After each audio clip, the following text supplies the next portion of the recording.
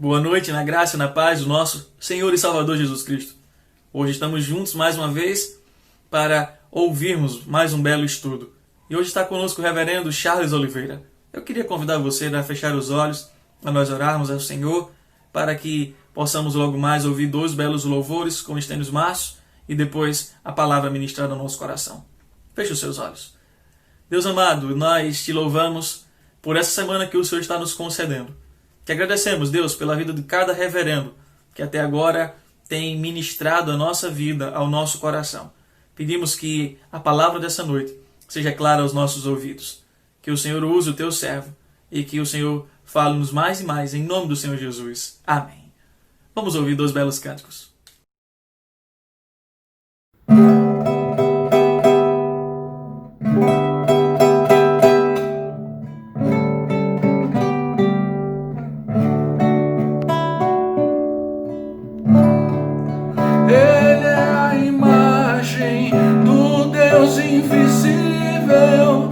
Primogênito da criação, tudo que existe nele foi criado, tudo aquilo que há na terra e céus, seja o que é visível ou invisível, quer os altos tronos, quer soberania, sejam principados, sejam potestades, tudo foi criado, foi por meio dele, tudo é para ele. Ele é antes de tudo, tudo nele subsiste. Ele é a cabeça da igreja. Ele é o primogênito, o primeiro dentre os mortos, a fim de ter a primazia sobre tudo.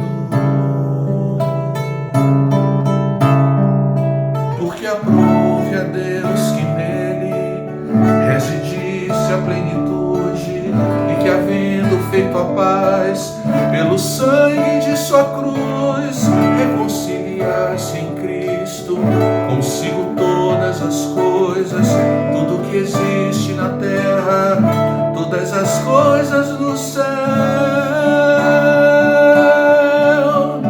Ele é a imagem do Deus invisível, primogênito da criação.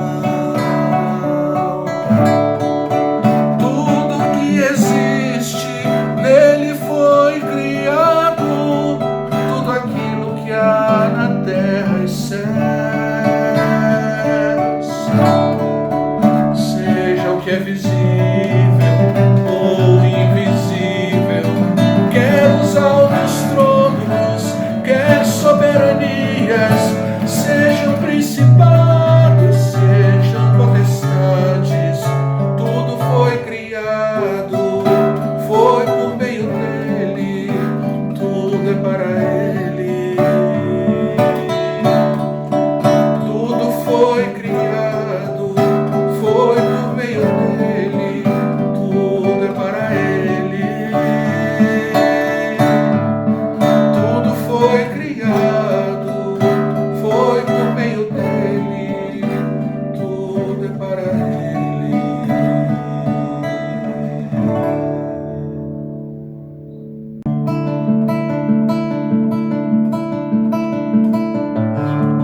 Até os serafins, com 3 pares de asas, sentiram um tremor naquele momento, pois o Verbo eterno que a tudo criou está se despojando, insígnia por insígnia, da glória que ele tem.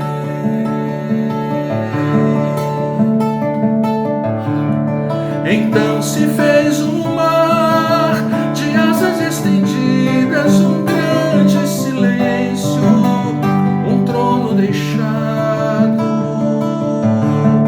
o que anda entre as estrelas e chama seus nomes, está partindo agora. E quem é que não chora? Partiu foi por amor. Foi, se esvaziou, semelhante a servo se tornou, semelhante a homem se tornou, foi reconhecido como um de nós, foi e se humilhou, sendo obediente até morrer,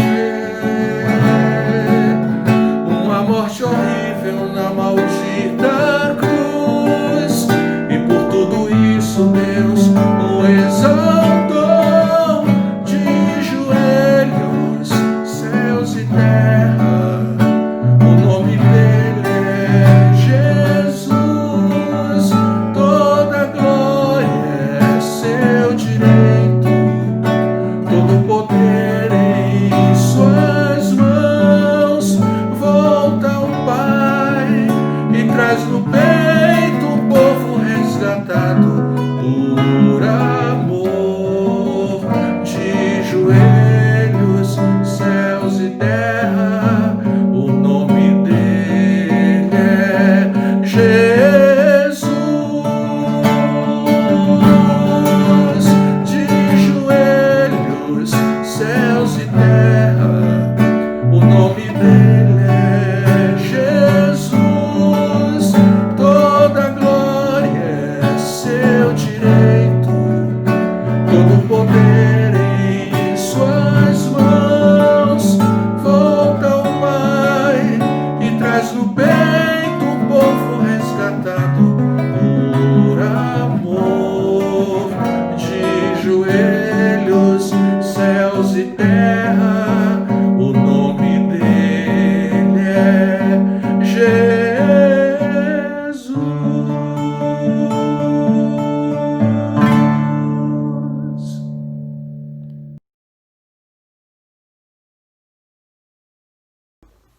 Olá, eu sou o pastor Charles Oliveira, sou pastor da Westchester Orthodox Presbyterian Church, aqui em Mount Vernon, na região de Nova York, aqui nos Estados Unidos. E para mim é um privilégio muito grande poder participar dessa conferência sobre os puritanos, baseado no livro Santos no Mundo. Bom, o meu tema é a igreja e o culto ao Senhor na visão dos puritanos.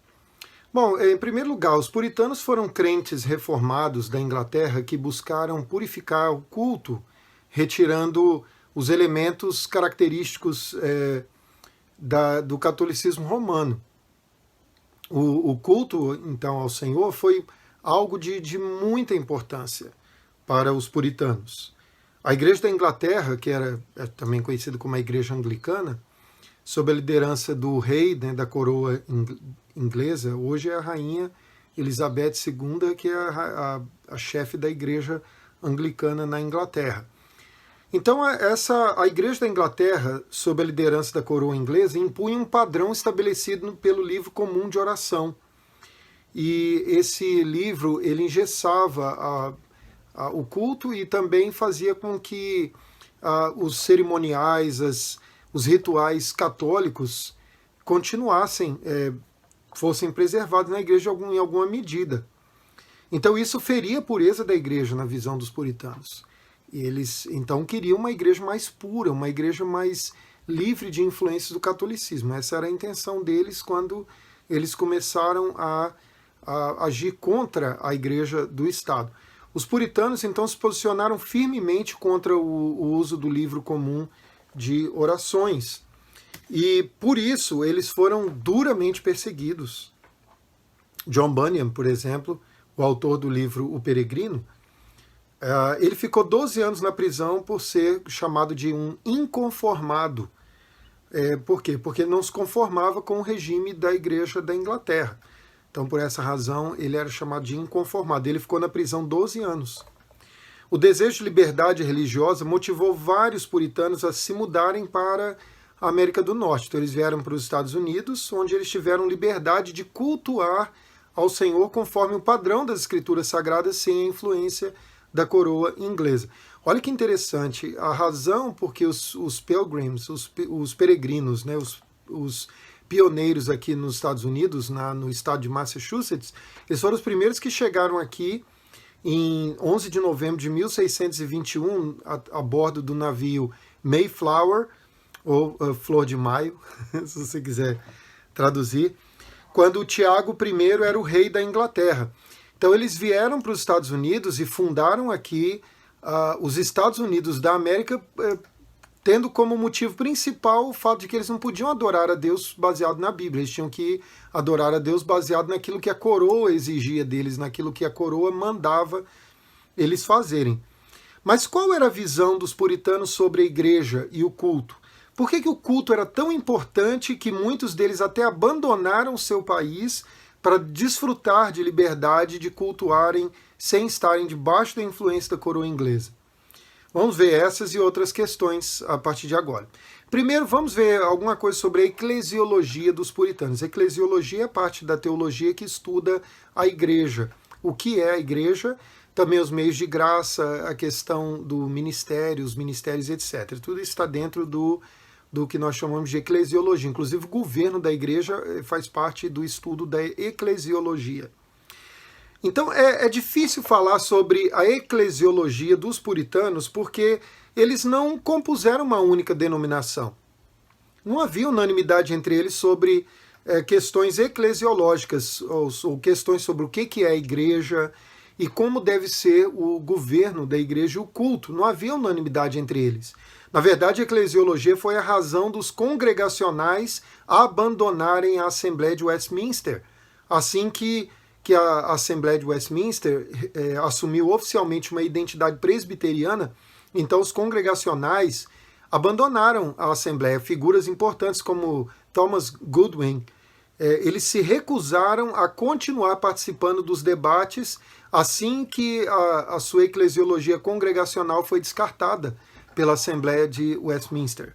Lembrando, a Assembleia de Westminster se reuniu entre os anos de 1643 a 1649 em Londres, num salão anexo da Abadia de Westminster, por isso que é chamada de Assembleia de Westminster, ou Confissão de Fé de Westminster, que foi o documento publicado por eles, né, preparado pela Assembleia de Westminster, também chamado de Assembleia, Assembly of the Divines. Eles falam assim aqui, seria a Assembleia dos Teólogos ou daqueles que estudam a divindade. Essa é mais ou menos a ideia. Então, essa Assembleia, ela se reuniu lá em Londres para produzir justamente esses documentos, né, a Confissão de Fé de Westminster, o Breve Catecismo de Westminster e o Catecismo Maior de Westminster, também o Diretório de Culto, que infelizmente não é adotado pela Igreja Presbiteriana do Brasil, mas a Igreja Presbiteriana do Brasil adota os símbolos de fé de Westminster, que são a Confissão de Fé, o Breve Catecismo e o Catecismo Maior. Então, muitos puritanos permaneceram na igreja anglicana, enquanto a maioria se identificava com os presbiterianos. Então, a maioria saiu. No final, os puritanos anglicanos penderam mais para o congregacionalismo como forma de governo, porque na igreja anglicana a forma de governo era episcopal, ou uma forma hierárquica exercida pelos bispos, governo concentrado no ministro, e não no concílio, como é na igreja presbiteriana. Bom, o principal legado da eclesiologia puritana era de uma igreja que constava na congregação ou união dos crentes, e sendo que essa congregação era totalmente separada do Estado. Eles não aceitavam de jeito nenhum influência do Estado, o que produziu o surgimento de várias comunidades independentes. Bom, continuando aqui. Centralidade na palavra de Deus. Depois de séculos sob o cerimonialismo católico romano, os puritanos então buscaram estabelecer as suas bases eclesiásticas na Bíblia. Eles se voltaram para um dos temas fundamentais da Reforma Protestante, que foi o sola scriptura, somente a palavra de Deus.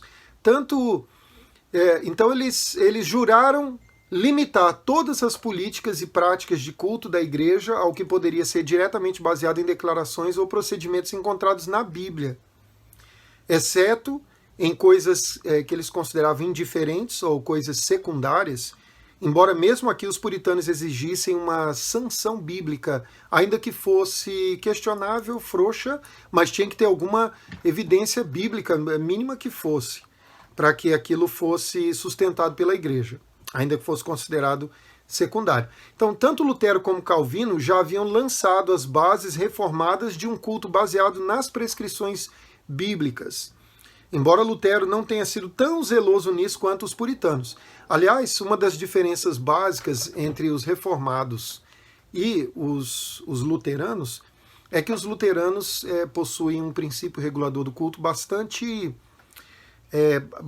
aberto a inovações.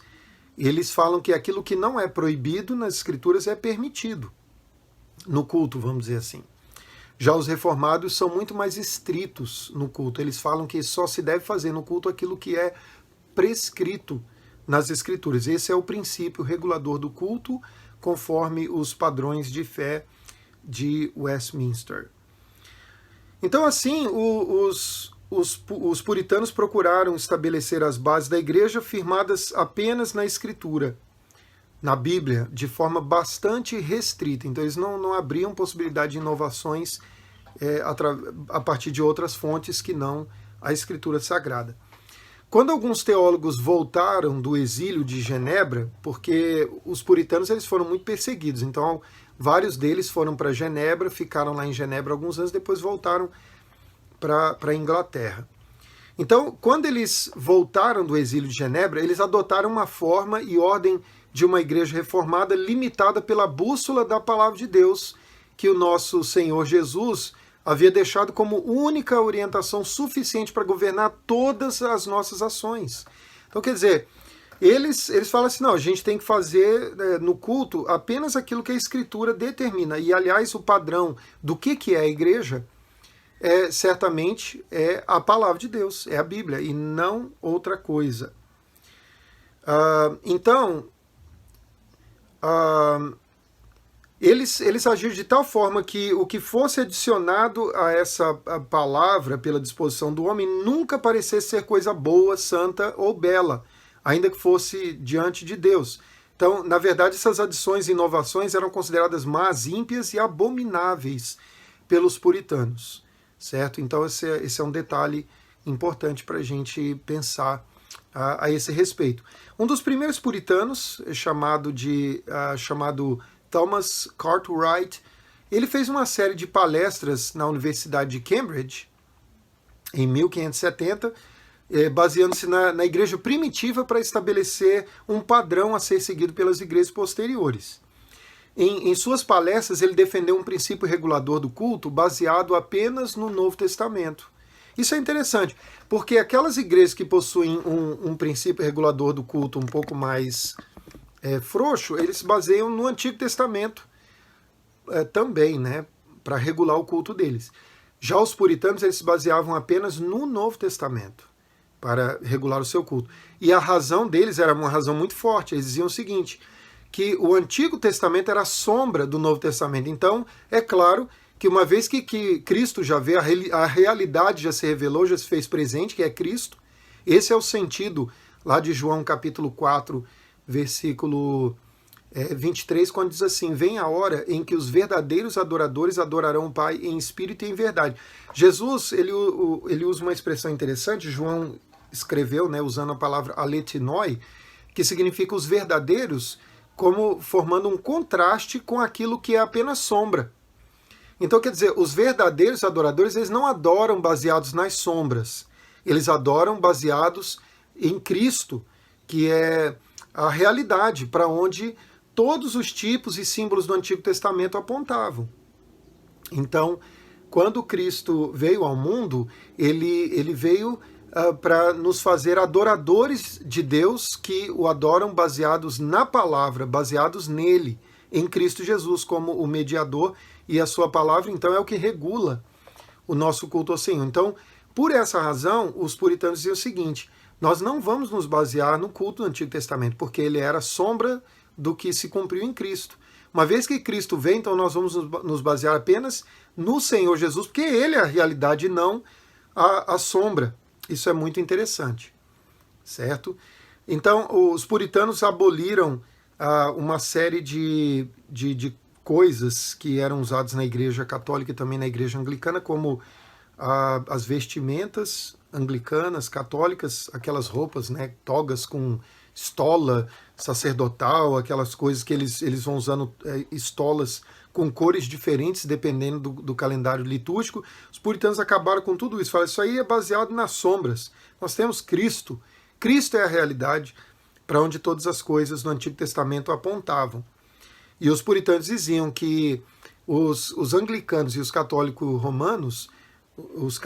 romanos, eles se baseavam no Antigo Testamento, nas sombras, para usar inclusive aquelas vestimentas.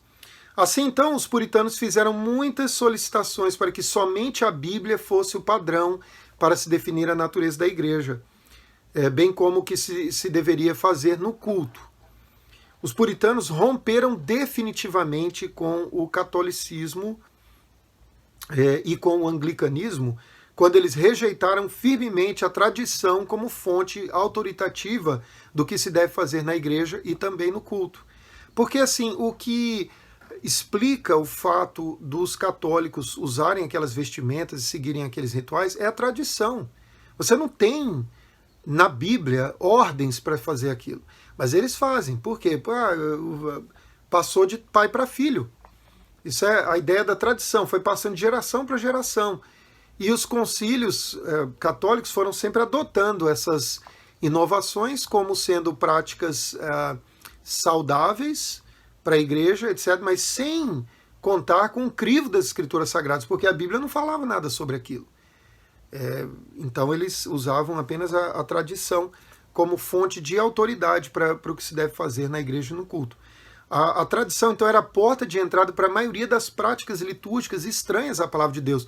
Até como aquela missa de sétimo dia, as próprias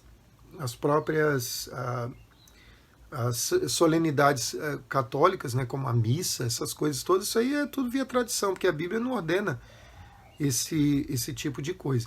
Então os puritanos seguiram a máxima da reforma sola escritura até as últimas consequências. Essas atitudes dos puritanos eram, na verdade, então, uma consequência da visão da escritura como única regra autoritativa de fé e de prática. A Bíblia era completa e suficiente autoridade para a vida diária da igreja. William Ames, um puritano, ele escreveu naquela época: as escrituras não são uma regra parcial, mas perfeita, mas é uma regra completa, perfeita, de fé e de prática. Também não há nada que deva ser observado pela Igreja de Deus que dependa tanto da tradição como de qualquer outra autoridade que não esteja nas Escrituras. Olha que coisa, hein? Então veja a firmeza deles nas Escrituras Sagradas. O C.S. Lewis falou que uma das coisas que... uma das grandes vitórias de Satanás foi fazer com que os puritanos fossem considerados maus ou com que eles recebessem uma conotação negativa na história, porque os puritanos eles eram consagrados ao Senhor, eram homens de Deus, homens que trabalhavam com excelência, faziam tudo para a glória do Senhor, eram homens de família, eles criavam seus filhos na disciplina, na administração do Senhor, eram bons maridos, eles amavam as suas esposas, eles eram homens românticos, sabe? Eles tratavam a sua esposa com dignidade, como a rainha do lar. É uma coisa assim impressionante a maneira como os puritanos faziam. E assim, eles eram zelosos no culto doméstico e na devocional, na leitura bíblica, na oração. Eles eram homens de Deus, piedosos. E a semana inteira deles de culto doméstico, dessa vida consagrada a Deus, ela culminava no dia do Senhor, quando eles iam adorar junto com o povo de Deus no culto público. Então, considerar os puritanos como os vilões, como legalistas, se tem uma coisa que eles não poderiam ser chamados é de legalistas. Legalistas eram os católicos, né? Os anglicanos, que até os perseguiram por causa disso. Os puritanos, eles procuravam ao máximo se desvencilhar das tradições e seguir apenas aquilo que a Escritura determinava. A grande tradição deles era a tradição bíblica, era a tradição dos apóstolos. Essa era a tradição dos puritanos. Eles não eram tradicionalistas, eles eram tradicionais. É diferente, né? Bom, para os puritanos a Bíblia então era completa e suficiente autoridade para a vida prática da igreja. Certo? Bom, Henry Jacob disse que o Novo Testamento era completo como fonte de instrução para o culto ao Senhor. E John Owen, também outro puritano, disse: as Escrituras contêm tudo o que é necessário a ser praticado como culto a Deus pela igreja. Olha o princípio regulador do culto aí. Quer dizer, a gente faz aquilo que a Bíblia expressamente ordena no culto ao Senhor. Eles já tinham essa tendência já lá desde o calvinismo. O texto de uma súplica dirigida ao rei da Inglaterra solicitava permissão para cultuar nos seguintes termos: a igreja solicita autorização para reunir-se publicamente em algum lugar público para o serviço e adoração a Deus, usar e desfrutar pacificamente entre nós todo o exercício do culto de Deus e do governo da igreja, sem nenhuma tradição do homem, de acordo com a especificação da palavra escrita de Deus. A solicitação deles foi simples: a gente quer adorar a Deus baseado na Bíblia.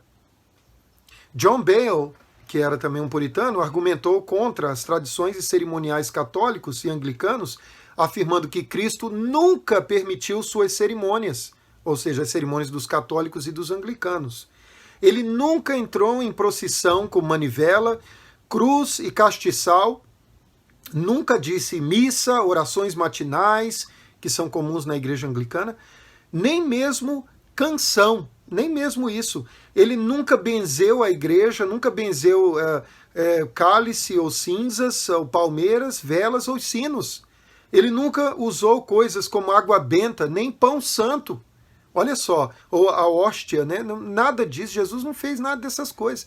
Então tudo isso, ele disse, tais cerimônias idiotas que não tinham mandamento expresso de Deus, ele chamou de fermento dos fariseus e condenável hipocrisia. Essas são as palavras de John Bale. Thomas Cartwright, ele delineou 4 critérios das Escrituras pelos quais os detalhes do culto devem ser medidos. Primeiro, o texto de 1 Coríntios, capítulo 10, versículo 32. Eu vou ler esse texto aqui para você, porque ele é muito interessante como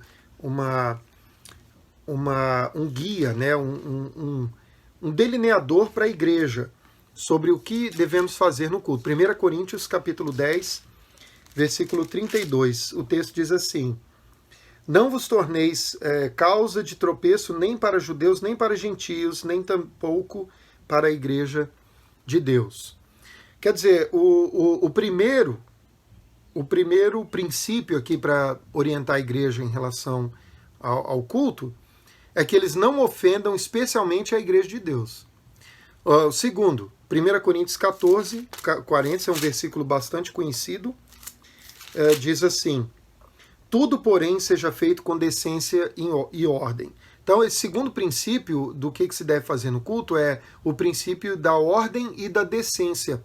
Curiosamente, os cultos dos puritanos eram extremamente organizados, eram simples. Ok, 1 Coríntios 14, 26, que diz assim: que fazer, pois, irmãos, quando vos reunis? Um tem salmo, outro doutrina, outro... este traz revelação, aquele outra língua, e ainda outro interpretação. Seja tudo feito para edificação. Então, quer dizer, o primeiro princípio era que não ofendessem, especialmente a igreja. O segundo, que tudo fosse feito com decência e ordem. O terceiro, que tudo fosse feito para a edificação da igreja. E Romanos 14, 6 e 7 era o último texto usado por Cartwright para orientar a igreja sobre o que deveria ser feito no culto. Romanos 14, 6 e 7 diz assim: quem distingue entre dia e dia para o Senhor o faz, e quem come para o Senhor come, porque dá graça a Deus. E quem não come para o Senhor não come e dá graça a Deus. Porque nenhum de nós vive para si mesmo, nem morre para si. Então, o último critério do que se deveria fazer no culto era que tudo no culto fosse feito para a glória de Deus, ou para o Senhor Deus. Um outro puritano chamado William Bradshaw, ele resumiu assim o puritanismo inglês por volta do ano 1605. Lembrando que o puritanismo ele durou de 1570, 1580 até 1700, nesse período aí. Eles sustentam que a palavra de Deus contida nos escritos dos profetas e apóstolos é de absoluta perfeição, dada por Cristo, o chefe da igreja, para ser ao mesmo tempo o único cânon e regra de todos os assuntos religiosos. Adoração e serviço de Deus, qualquer que seja, isso não pode ser justificado pela palavra dita, mas tinha que ser pela palavra escrita, a palavra de Deus. Olha que interessante isso. A palavra de Deus, então, era regra de fé e prática e levada assim, muito a sério, seguida ao pé da letra. Agora deixa-me falar um pouquinho sobre a igreja como uma realidade espiritual. O maior de todos os legados puritanos em relação à eclesiologia também foi o mais revolucionário da época deles. Era a noção de que a igreja é uma realidade espiritual.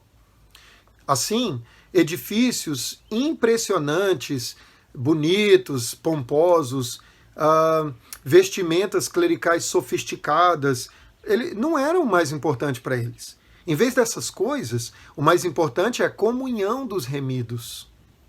Os puritanos mostraram repetidamente sua aceitação do que Lutero havia dito um século e pouco antes. A igreja é uma assembleia espiritual de almas. A igreja verdadeira, real, correta e essencial é uma questão de espírito e não de coisas exteriores. E William Gouge, um puritano, ele diz o seguinte, que a igreja consiste daqueles que interior e efetivamente, pelo Espírito, creem em Cristo. Olha que coisa, né?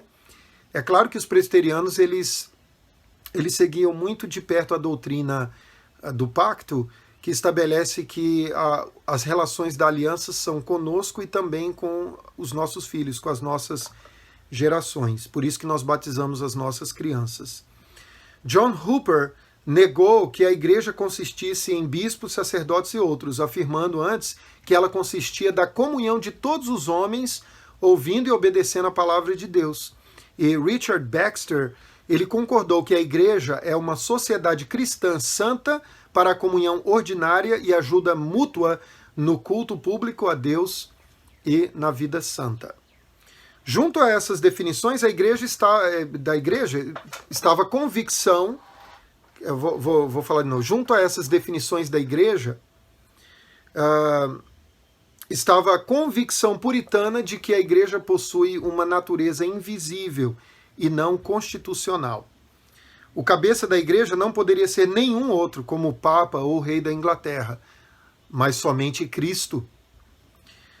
Como consequência dessa visão da natureza espiritual da igreja, os puritanos afirmaram que a igreja era a casa espiritual de Deus, e não as construções destinadas para o culto. George Gillespie, que inclusive era o teólogo mais jovem da Assembleia de Westminster, e um dos mais brilhantes, diga-se de passagem, ele afirmou: para nós, cristãos, nenhuma terra é estranha, nenhuma terra é profana. Toda costa é judia, toda casa é Sião, e toda companhia fiel, sim, todo o corpo fiel em um templo para servir a Deus. Olha que coisa linda que ele falou, né? Quer dizer, a igreja é a casa do Senhor. A igreja ela tem essa comunhão maravilhosa com Deus. Deus habita na sua igreja. Olha que coisa, né? A desvinculação da igreja da construção usada como local de adoração teve efeitos profundos no próprio conceito de adoração. É claro, Jesus mesmo havia ensinado isso, né? Vem a hora em que adorareis nem nesse monte, nem lá em Jerusalém. Quer dizer, não era mais importante o local de adoração, mas a igreja reunida, certamente. A adoração não estava mais confinada a algo que o padre fazia em lugar sagrado específico, absolutamente não. A adoração se tornou algo que todos os cristãos faziam onde quer que eles estivessem no dia a dia. Isso não quer dizer que tudo que a gente faz é o culto, obviamente, né?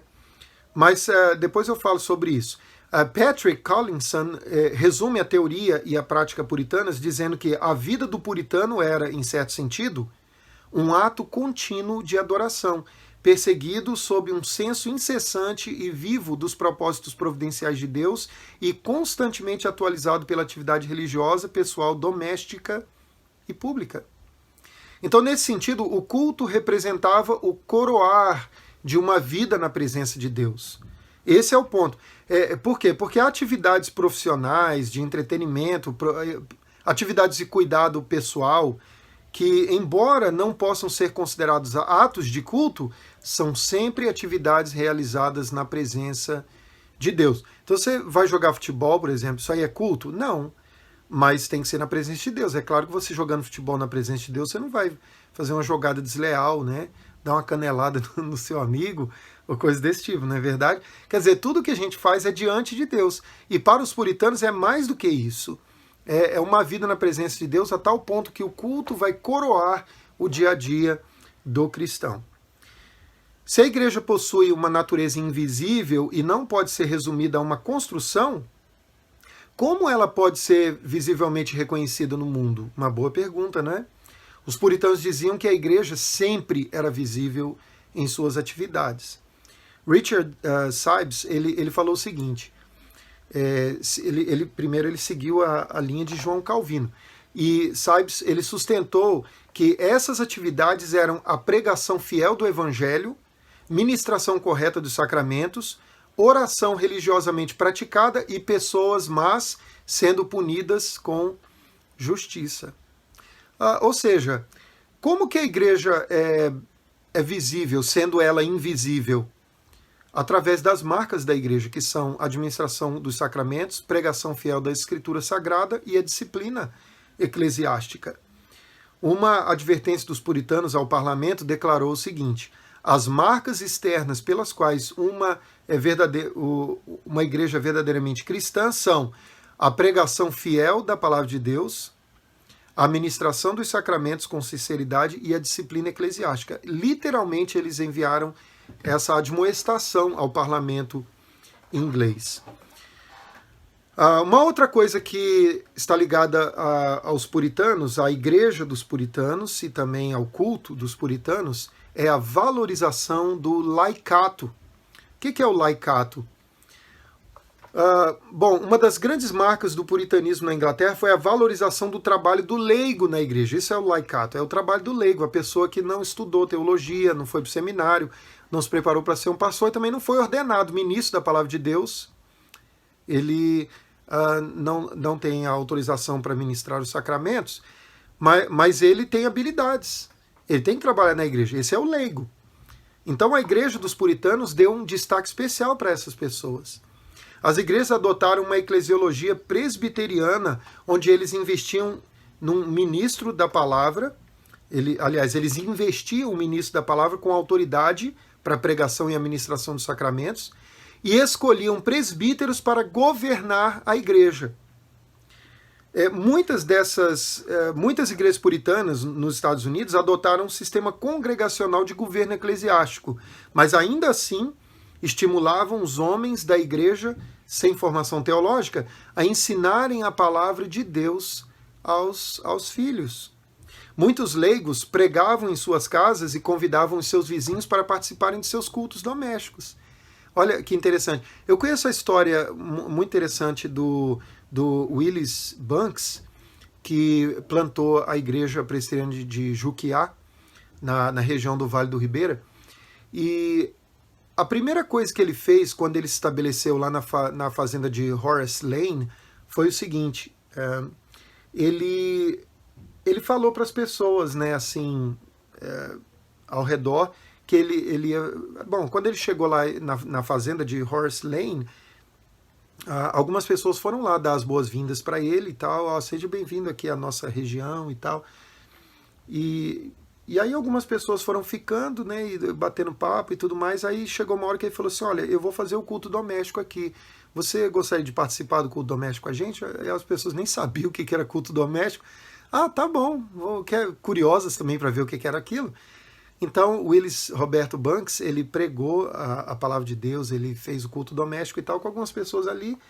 E aí essas pessoas falaram: nossa, que coisa bacana, posso voltar? Você pode. E aí, a partir dali, aquele culto doméstico virou um ponto de pregação.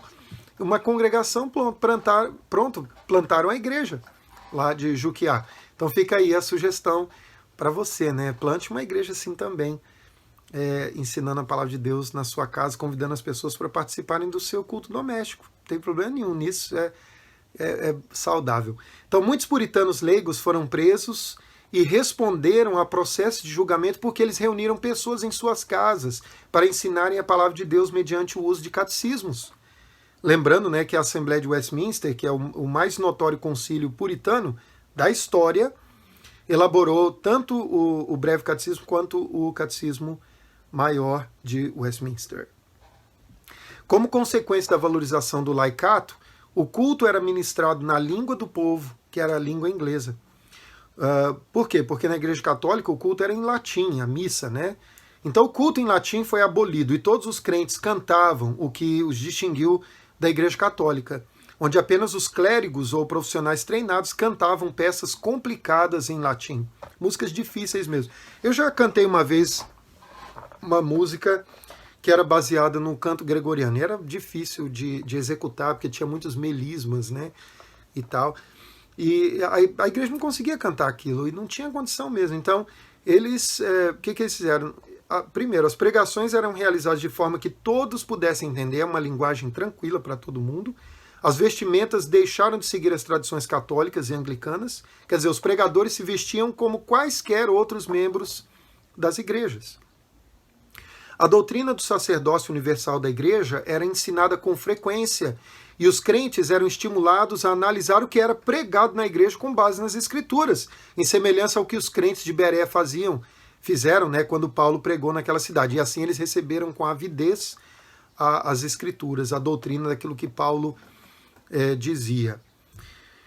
Então essa era a postura da igreja dos puritanos em relação à participação daqueles que não tinham formação teológica, que não eram ordenados ministros da palavra de Deus. Eles participavam ativamente do dia a dia da igreja. A simplicidade no culto ao Senhor. Essa também era uma marca dos puritanos. Se buscarmos um elo unificador das igrejas puritanas na Inglaterra, certamente encontraremos o fato de que o culto puritano era bem simples. Enquanto os cultos católicos e anglicanos eram fartos de cerimônias, cores, vestimentas, o culto puritano era simples e focado apenas naquilo que era essencial e claramente ordenado nas Escrituras. Porque, obviamente, eles se baseavam na Escritura como única regra de fé e prática, então eles faziam no culto apenas aquilo que a Bíblia claramente ordenava. Como então era o culto puritano? Primeiro, ele era ordeiro e organizado com clareza. Geralmente o culto puritano seguia a seguinte ordem litúrgica. Anota aí, hein? Confissão de pecados. 2, oração pelo perdão. 3, cântico de um salmo metrificado. 4, oração por iluminação. 5, leitura bíblica. 6, sermão. 7, batismos e comunicação de exclusão de membros sob disciplina. 8, oração longa e ministração da ceia do Senhor. 9, credo apostólico, que era recitado pelo pastor. 10, cântico de um salmo metrificado. E 11, a bênção apostólica ou araônica. Essa era a ordem litúrgica de uma igreja puritana. Os puritanos seguiam essa ordem. Segunda coisa, coibição de cerimônias e rituais. O que significa isso? O culto puritano coibiu as cerimônias e rituais que eram praticados no catolicismo e no anglicanismo. O ministro puritano Richard Greenham, ele disse: quanto mais cerimônias, menos verdade. Olha, uau! Os puritanos, no desejo de seguir fielmente a palavra de Deus, aboliram o calendário litúrgico. Sobre o calendário litúrgico, Richard Greenham, ele disse: o nosso dia de Páscoa, nosso dia de Ascensão, nosso Pentecostes é todo o dia do Senhor. Se não me engano, nem mesmo o Natal eles observavam no calendário litúrgico, eles não seguiam simplesmente o calendário litúrgico. Eles falavam assim: todo o dia do Senhor é a Páscoa, é a celebração do fato do Senhor passar por cima de nós e não nos visitar com a sua ira terrível. Um puritano chamado William Turner, ele treinou o seu cão de estimação para pular e tirar o gorro clerical da cabeça dos ministros conformistas, né, que eram os pastores anglicanos submissos à igreja estatal. Né? Olha que interessante. Ele treinou o cão dele, quando viu um padre, né, um pastor com um gorro clerical, ele ia lá e pulava e arrancava o gorro do cara. Bom, 3. Os puritanos simplificaram a arquitetura e a mobília. Os puritanos removeram todas as imagens e estátuas das igrejas. Eles substituíram altares de pedra por mesas da ceia do Senhor. As divisórias do santuário foram substituídas por um único salão retangular. As paredes foram pintadas de branco. Os móveis que qualquer um veria no santuário puritano eram um púlpito alto, ao centro, representando a centralidade da palavra, uma escada em caracol levando a esse púlpito, uma mesa da comunhão logo à frente do púlpito e uma pia batismal. Eu fico feliz, porque na minha igreja tem um púlpito também alto, assim, tem uma escada e tal, parece um púlpito puritano. Toda essa simplicidade não deve ser interpretada como uma tentativa de evitar o simbolismo. Não, o simbolismo é presente no culto cristão, isso aí não tem como negar. Essa mobília da igreja puritana, né, com o púlpito, a mesa da ceia do Senhor e a pia batismal, era símbolo da adoração puritana, era um símbolo ricamente múltiplo. Ali, na forma visual, estava a aversão puritana a ídolos e a uma intervenção humana entre Deus e o povo. Ali havia um sinal de humildade diante de Deus e de sua palavra. Ali estava um símbolo da natureza essencialmente interior e espiritual da adoração. Ali estava um lembrete de que Deus não pode ser confinado às concepções terrenas e humanas, de que ele é transcendente e soberano, ele vai muito além daquilo que a gente pode entender ou perscrutar, né, com a nossa mente. Ao chamar seus edifícios de casas de reunião, eles não chamavam de igreja, igreja é igreja, é o povo de Deus. Eles chamavam os edifícios de casas de reunião. Os puritanos, então, com isso, eles enfatizaram o aspecto doméstico da adoração como uma reunião espiritual da família com o Pai Celestial. A simplicidade da mobília e arquitetura não implicava necessariamente em falta de beleza estética. Na realidade, as construções dos puritanos possuíam beleza na simplicidade e em contraste, né, com as construções extremamente complexas e muitas vezes até cafonas, né, das igrejas anglicanas e católicas. Aquele ambiente sombrio, nada. Nas igrejas puritanas havia um contraste entre a madeira negra e as paredes brancas. Então era tudo muito bonito, de bom gosto. Muito diferente, né, das multicores, muitas vezes poluidoras visuais dos templos católicos e anglicanos. A ênfase dos puritanos estava na centralidade da palavra, sem artefatos que causassem qualquer distração. 4. Simplificação da música. Então, com isso você vê, né? As nossas igrejas deveriam aproveitar, as nossas igrejas deveriam preferir um estilo simples também, que não distraia os crentes do mais importante, que é a palavra de Deus. Então, aquelas igrejas com muitas coisas, muitos detalhes, muitas cores, né, muita coisinha aparecendo assim. Isso aí pode desviar os crentes do foco que é a palavra de Deus. Então, quer dizer, a gente deveria preferir mesmo uma decoração mais simples, singela, bela, que foca na centralidade da palavra. Outra coisa, simplificação da música. Os puritanos eliminaram composições polifônicas complexas, canções em latim obscuras e músicos profissionais. Não tinha nada disso. Os puritanos removeram os órgãos litúrgicos, né, das suas igrejas. Então lá não tinha órgão de tubos, não tinha nada dessas coisas, nem piano, nada, ninguém tocava nada. Eles, obviamente, mantiveram os órgãos, também instrumentos, né, diversos, nas casas deles. E eles tocavam, eles estudavam música, incentivavam o estudo da música e gostavam muito nas suas festas, né, de ter músicas animadas. As suas danças eram danças assim alegres, que celebravam a alegria, a vida, a própria cultura deles incluía essas coisas, né? Mas na igreja era diferente. Essas coisas todas, né, os órgãos, os instrumentos musicais, etc., foram substituídas pelo canto congregacional dos salmos. Então, em resumo, os puritanos cantavam os salmos metrificados a capela, eles não tinham acompanhamento instrumental. Eu não estou dizendo que a gente tem que fazer isso hoje, não, a gente está em outra cultura, é outra época e tal, mas de qualquer forma a gente deve buscar aquilo que combina com a excelência da palavra de Deus, a beleza de Deus, né? E não uma coisa assim que vai nos dispersar ou que vai fazer com que a igreja se desvie do foco da palavra de Deus, certo? Bom, outra coisa, simplificação dos sacramentos. Os puritanos reduziram os sacramentos da Igreja Católica de 7 para apenas 2, o batismo e a ceia do Senhor. Aliás, isso está muito claro na Confissão de Fé de Westminster. Eles reduziram a definição da eficácia dos sacramentos, negando que o seu exercício pelo clero ordenado era indispensável para transmitir a graça de Deus e afirmando que os sacramentos são sinais e selos da graça salvadora de Deus. Então, quer dizer, os puritanos não criam, inclusive, que o batismo, por exemplo, poderia remover o pecado original, que era um sacramento ex opere operato, não, ou em virtude do próprio ato em si. Eles não criam nisso, mas eles diziam que eram sinais e selos da graça salvadora de Deus. Os puritanos simplificaram a liturgia do culto com a ministração da ceia do Senhor e até aprender a fazer o uso criativo do silêncio durante o culto.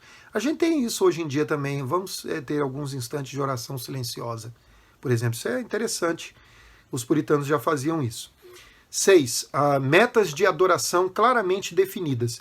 A formulação de Richard Baxter pode servir como um bom exemplo. Os fins da adoração são a honra a Deus, a edificação dos crentes, a comunhão do conhecimento espiritual, santidade e deleite aos outros e o crescimento do reino de Deus no mundo hoje. Então, essas eram as ênfases do culto dos puritanos. Richard Cox, que era também um puritano, ele disse assim: sou da opinião de que todas as coisas na igreja devem ser puras, simples e removidas, tanto quanto possível a partir dos elementos e pompas deste mundo. John Milton disse: se a religião é pura, espiritual, simples e humilde, como o evangelho realmente é, essa deve ser a face do ministério. E John Cotton, ele disse: nosso principal cuidado e desejo é administrar as ordenanças do próprio Cristo em sua pureza e simplicidade nativas, sem qualquer vestimenta ou pintura de invenções humanas. Então, nas igrejas puritanas não tinha nada daquele negócio que chama de stained glass aqui nos Estados Unidos, aquele vidro colorido, né? Vitral, com figuras como de Cristo. Pelo contrário, os puritanos eles detestavam essas figuras de Cristo, pinturas retratando a Cristo, porque isso é quebra, na verdade, do segundo mandamento. Você não pode representar qualquer das pessoas da Trindade através de figuras assim. Algumas considerações gerais para terminar a nossa palestra, né, esse estudo. Algumas considerações gerais sobre o culto nas igrejas dos puritanos. Primeiro, a centralidade na palavra era a grande marca distintiva das igrejas dos puritanos. A centralidade na palavra os levou a estabelecer o princípio regulador do culto. Eu vou ler aqui o princípio regulador do culto, que inclusive é adotado pela Igreja Presbiteriana do Brasil. A luz da natureza mostra que há um Deus que tem domínio e soberania sobre tudo, que é bom e faz bem a todos e que, portanto, deve ser temido, amado, louvado, invocado, crido e servido de todo o coração, de toda a alma e de toda a força, mas o modo aceitável de adorar o verdadeiro Deus é instituído por ele mesmo e tão limitado pela sua vontade revelada que não deve ser adorado segundo as imaginações e invenções dos homens ou sugestões de Satanás, nem sob qualquer representação visível ou de qualquer outro modo não prescrito nas Santas Escrituras. É a Confissão de Fé de Westminster, capítulo 21, parágrafo 1º. Esse é o princípio regulador do culto, ao qual todo pastor presbiteriano, quando é ordenado, ele jura subscrição. Os puritanos, especialmente George Gillespie, estabeleceram o que era elementar e circunstancial no culto. Então, o que são elementos? Elementos de culto são práticas litúrgicas ordenadas nas Escrituras e não variam. Quais são os elementos de culto? Oração, leitura das Escrituras, pregação da palavra, canto de salmos e cânticos espirituais, ofertório e administração dos sacramentos. Além disso, juramentos religiosos, votos, jejum solene e ações de graças em ocasiões especiais também podem fazer parte do culto público. Os elementos de culto deveriam ser conduzidos de forma a evitar cair na mesmice. Os puritanos detestavam que as orações fossem lidas. Os ministros deveriam orar espontaneamente. Essa era a bandeira dos puritanos. Agora, e as circunstâncias, né? Já que eu falei que os puritanos, né, especialmente George Gillespie, que eu falei que eles estabeleceram o que era elementar e circunstancial no culto. Então já vimos o que é elemento. Então o que é circunstância do culto? As circunstâncias do culto são considerações pragmáticas de convenção ou conveniência humana. Essa é a definição de Brian Chappell. Existem algumas questões de conveniência que não são prescritas na Escritura Sagrada.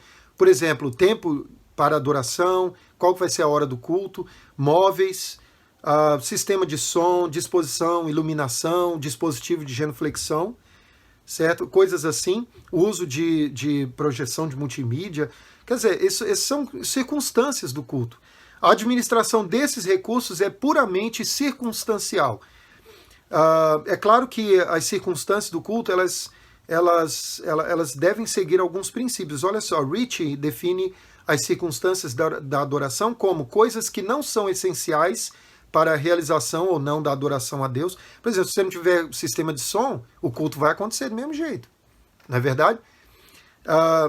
Mas se tiver sistema de som, é melhor, porque todo mundo vai ouvir a pregação com clareza, né? Aí ele disse que as circunstâncias da adoração são coisas que não são essenciais para a realização ou não da adoração a Deus, mas que são necessárias para que a adoração pública possa ser conduzida de maneira ordenada. O objetivo da administração das circunstâncias do culto é facilitar o serviço e não transgredir os princípios bíblicos da santa adoração. Ryan McGraw, ele escreveu, né, no livro dele, Um Diretório Celestial, ele escreveu o seguinte: as circunstâncias do culto indicavam qualquer coisa em torno do culto público sem adulterar as ordenanças divinamente designadas. Muitos pastores hoje, eles usam esse conceito de circunstâncias de adoração como uma oportunidade de introduzir inovações na adoração a Deus. Citando George Gillespie, Ryan McGraw, ele lembra que existem 3 critérios claros para identificar o que é legítimo como circunstâncias de adoração. George Gillespie disse o seguinte: as circunstâncias de culto não devem, em primeiro lugar, fazer parte substancial da adoração, o que significa que elas não devem ter significado religioso. Segundo, as circunstâncias se relacionam com assuntos que facilitam a adoração, mas que não podem ser determinados pelas Escrituras. E terceiro, deve haver alguma boa razão para as circunstâncias, tornando-as necessárias para cumprir os mandamentos de Deus. Então, se você seguir essas 3 orientações de George Gillespie, você vai saber como administrar as circunstâncias de culto de forma saudável à luz da palavra de Deus. Para finalizar, vamos ver alguns exemplos então a serem seguidos. Primeiro, os puritanos contribuíram muito para que a prática cristã seguisse um padrão coerente, focado na palavra de Deus. Isso tem que ser seguido hoje. A eclesiologia deles focava também na Bíblia e não na tradição. Outra coisa, o culto dos puritanos também focava na Bíblia e não na tradição. Nós precisamos ser assim, esse é um exemplo a ser seguido. Hoje, há muitas coisas erradas nas igrejas, porque eles não focam na Bíblia, mas eles focam na tradição. Isso não quer dizer que é errado cantar outras coisas diferentes dos salmos, mas por que não também cantar os salmos e outras passagens bíblicas durante o culto? Por que não? Né? Hoje em dia, os que defendem a salmodia exclusiva têm sido duramente criticados. Mas qual que é o problema de cantar salmos? Qual que é o problema de cantar salmos? Tudo bem, você não quer cantar apenas os salmos no culto? Na minha igreja mesmo, a gente não canta só os salmos no culto. A gente canta os salmos, mas também canta outros hinos, algumas canções até contemporâneas, que compositores estão fazendo aí agora ao redor do mundo. É claro que são muito bem selecionadas, né? A gente tem que cantar aquilo que a gente crê, aquilo que combina, aquilo que está na palavra de Deus. É o que a gente tem que cantar. Mas olha só, qual que é o problema de cantar salmos? Qual que é o problema? Não tem problema. Inclusive até mesmo as igrejas que só cantam os salmos, qual que é o problema disso? Estão cantando a palavra de Deus. Quer dizer, ninguém devia reclamar disso, não é verdade? As igrejas possuem grupos musicais que mais se baseiam no modelo performático do que no modelo simples bíblico, onde quem brilha é Cristo e não um animador de auditório, muito menos um músico talentoso, né? Porque tem muito músico que quer fazer uma performance, olha só, eu sou músico, e muito músico quer fazer performance durante o culto e tal, faz aquele solo de guitarra e tal, todo mundo olha para ele, né? Olha, agora a glória é dele, né? A gente precisa tomar cuidado com essas coisas. Eu não sou contra que a guitarra toque na igreja, que o guitarrista toque, etc. Mas a gente tem que observar que quem tem que brilhar no culto é Cristo, é a sua palavra. A beleza que tem que ser mostrada é a beleza de Deus, e não a beleza da performance do músico, embora o músico tenha que tocar bem.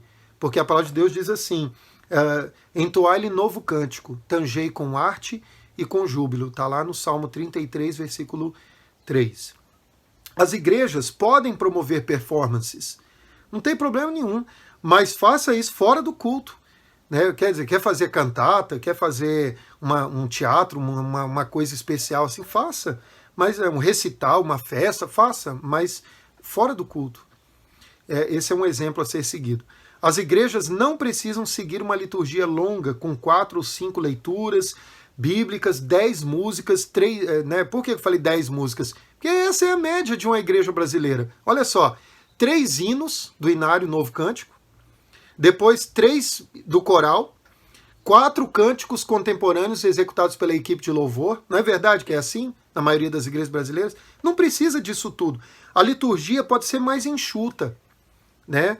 Pode ter uma declaração inicial, que aqui nos Estados Unidos eles chamam de votum, mas uma declaração inicial como o meu socorro vem do Senhor que fez os céus e a terra, e aí a saudação, a saudação apostólica, né? Inclusive, graça a vós outros e paz em nome do Pai, do Filho e do Espírito Santo. Aí você pode vir com um convite à adoração, uma leitura de um versículo salmo, né? Dizendo, vinde, cantemos de júbilo ao Senhor, por exemplo, né? Oração, um hino, leitura bíblica, confissão. A leitura bíblica é interessante, que aqui na igreja a gente faz assim, se eu vou pregar no Velho Testamento, a leitura do início do culto é no Novo, certo? Mas só tem 2 leituras no culto inteiro. Um texto do Novo Testamento e um texto do Antigo Testamento, dependendo de qual vai ser o texto da mensagem, né? A segunda leitura, obviamente, é a leitura para a mensagem da pregação da palavra de Deus. Aí a confissão de pecados, a declaração de perdão, confissão de fé, aí pode ser a leitura de um credo, ou da confissão de fé, ou então a leitura de um trecho do catecismo, ofertório, oração intercessória, mais um hino, oração por iluminação, leitura bíblica, o sermão, aí um hino final, oração final e bênção. Vai dar 1 hora de culto, e o pastor vai poder pregar 40 minutos sem problema nenhum. Olha que coisa, né? Então fica aqui a minha reflexão junto com vocês sobre a igreja e o culto dos puritanos. Eu espero que essa palestra tenha sido edificante para a sua vida. Para mim foi extremamente edificante preparar tudo isso. Muito obrigado pelo convite, né? Eu agradeço de coração e que Deus então te abençoe ricamente. Amém.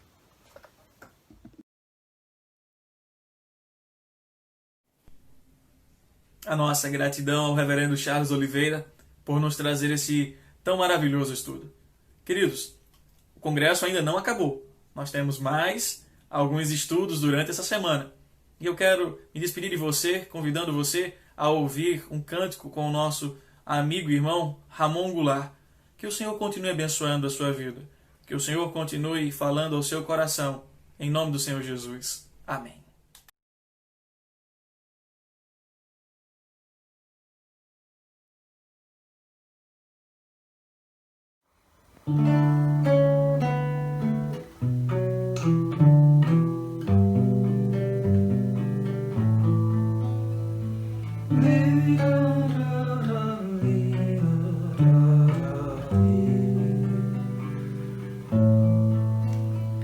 Faça com que aqueles ao redor de mim vejam-me vivendo pelo teu Espírito, pisando o mundo sobre os pés, não conformados às vaidades mentirosas.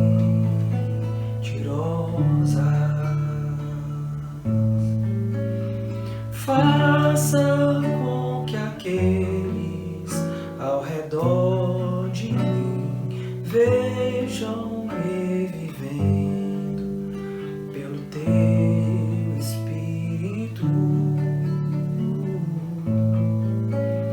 pisando o mundo sobre os pés, não conformado às vaidades mentirosas.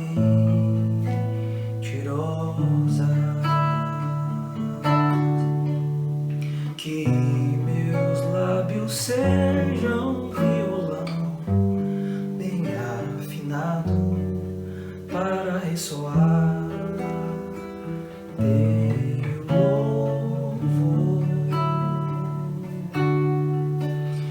Que meus lábios sejam violão bem afinado para ressoar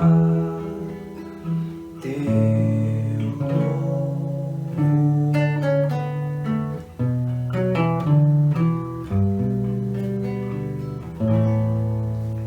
Transformado pela mente renovada, vestindo toda a armadura de Deus, brilhando como a luz do sol, demonstrando em atitudes santidade.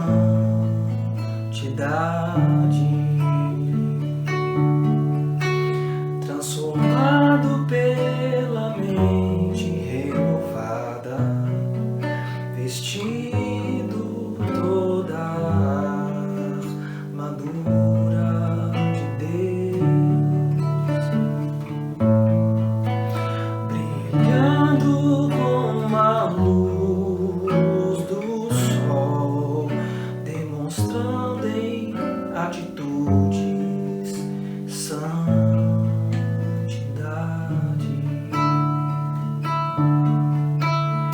Que meus lábios sejam um violão bem afinado para ressoar teu louvor.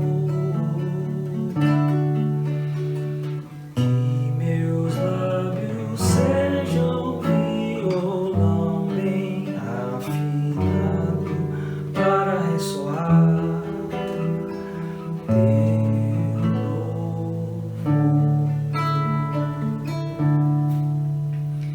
Se minha vinda findar hoje, que este seja o meu melhor dia.